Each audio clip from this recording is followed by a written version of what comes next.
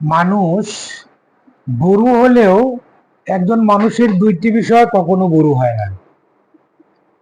একটি হলো অর্থ উপার্জনের প্রচন্ড আকাঙ্ক্ষা বা লোভ,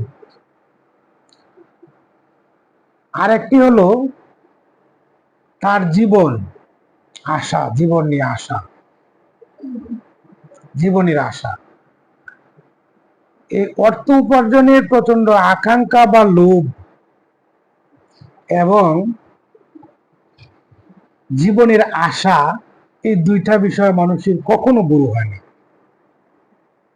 মানুষ এই দুই আশা নিয়েই দুনিয়া থেকে বিদায় নেবে। সে ছোট্টবেলা থেকে যেরকম আশা করত এবং অর্থ উপার্জনের আকাঙ্ক্ষা ছিল,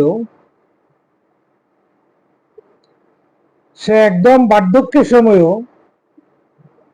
ঠিক সেটা তেমনই থাকে। এই বিষয় দুটি আর বুড়ো হয় না।